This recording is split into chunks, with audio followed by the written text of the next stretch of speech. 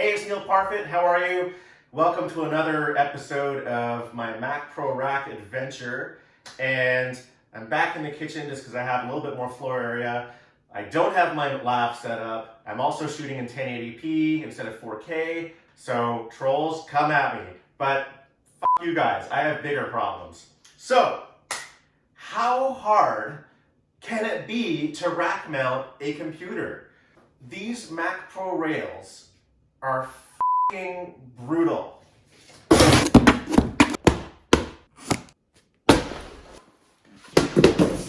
How hard can it be to take a rack mount computer and rack mount it in a piece of rack mount furniture? Like, this has been 5 hours of my day today, and based on all the measurements, everything was correct. However, I've had to do some really weird workarounds to a really expensive rack mount frame that I bought and ordered. So I'm sort of beside myself here, but at the end of the day, it will all be amazing and all will be well in the universe, and I won't have anything to complain about for 5 minutes.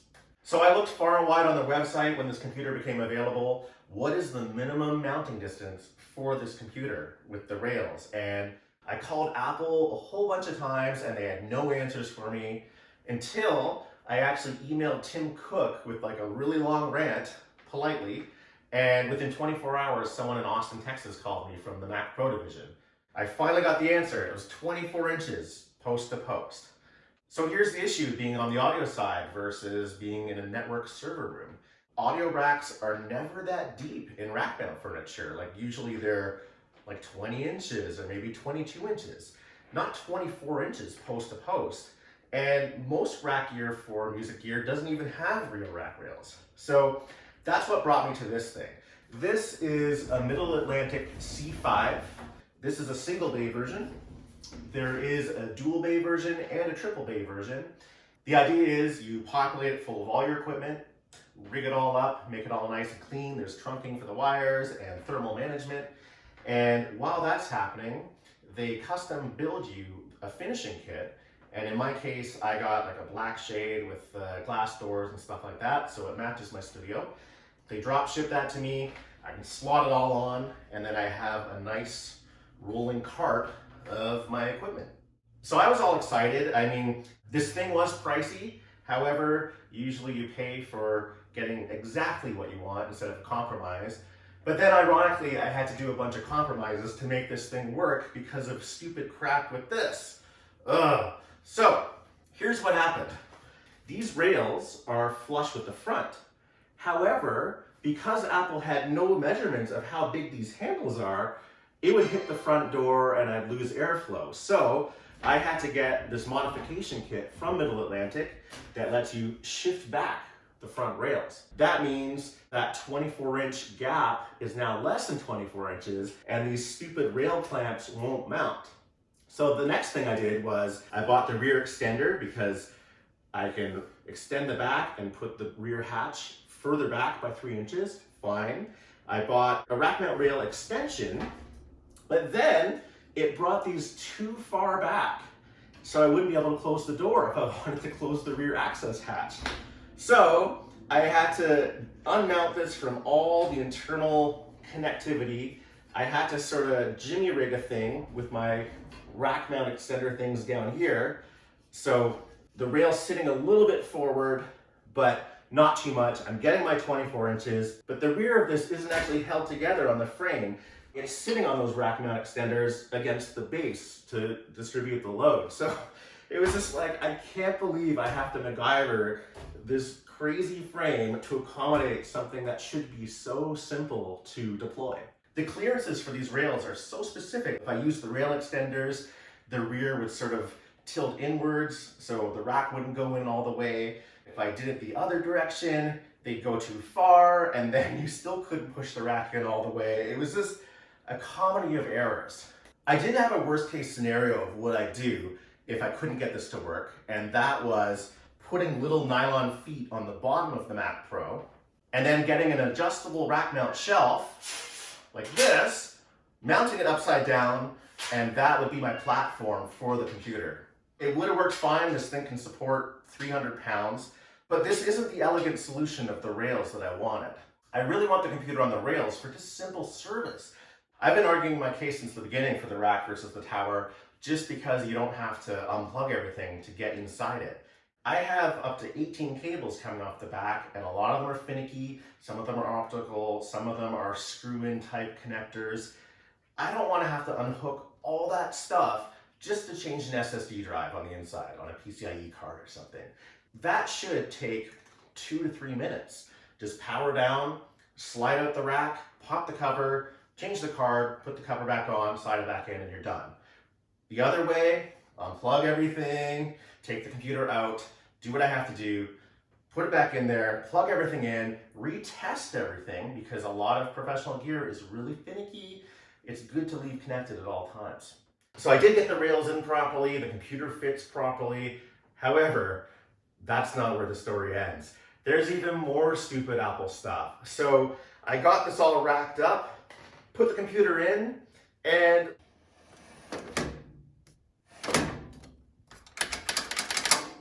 if you don't use their little tiny screws and you use regular rack screws that everybody has in a mug somewhere, it bumps up against the front plate and you can't lock the computer into the rails. Like, why, Apple? Why? Who made that call? Who can I punch in the boardroom? The one main thing about the rack thing that bugs me is the fact that it does have locks, but you physically can't lock it. So to prevent tampering, or if you're in an institution, theft, that kind of thing. Even my cat doesn't like this issue.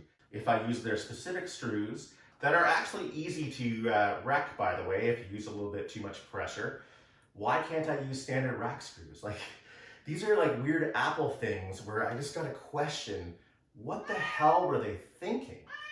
What were they thinking, Googie? I don't know.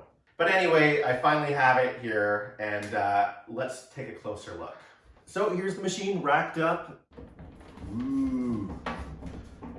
I do have a counterweight when I slide this rack out, but that won't be necessary once I have my 2U UPS on the bottom because it weighs so much. So this is more just for now to give you this demonstration. So currently it's locked into place. If we just press down on these latches, it unlatches. And again, there really should have been an actual physical lock here to secure this thing. We can slide this out. So there you go. The computer is completely slid out. When it reaches a certain length, it locks, so you can't accidentally pull the system completely out. You can leave it connected this way. I do have some cable strain relief harnesses at the back, and all my cables are long enough so I can do this. So now, if I wanted to change a card, I can just unlatch the top cover.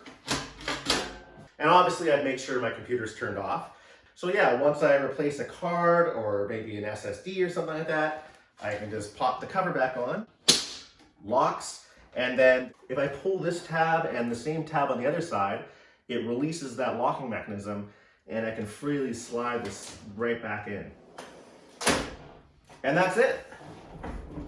So that's how fast it'll be to service once it's back in the studio. I still can't believe people are arguing with me on the internet. I'm stupid for doing this versus just unplugging everything every single time. No, I'm old, I'm stubborn, I'm lazy. I don't want to have to do all that shit. This, 3 minutes, great. So this case also does have thermal management. I still can't decide if I'll actually leave the rear door on or off. I mean, I can do this. And then there's an internal fan here that sucks air out the front.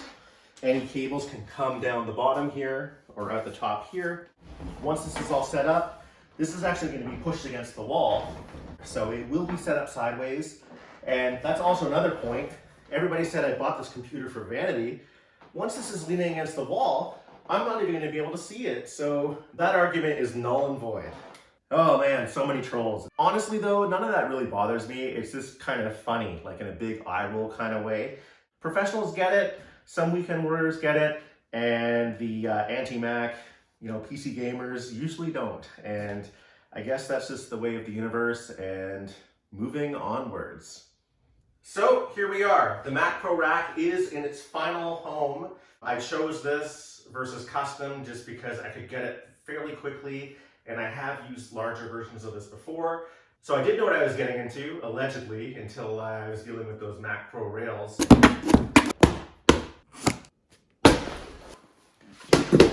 So yeah, I'm excited. I just have to sweet talk a friend, help me load this thing into my wagon, bring it over to the studio, and get up and running. Within a week, the finishing kit will arrive, and this will finally be a piece of furniture pushed to the back wall of my studio, out of sight, out of mind, and back to work.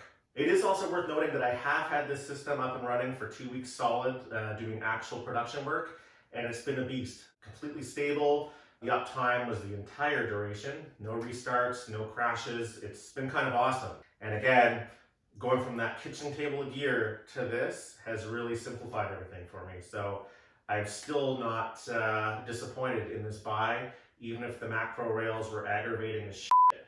And for some reason, I feel like putting in a drive right away.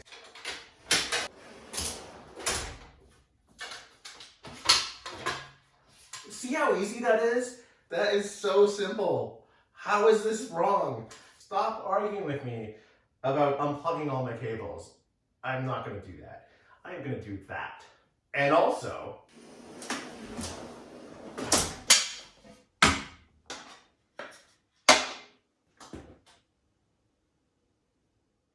so contrary to popular belief, it's actually not that hard to change the RAM on this from underneath.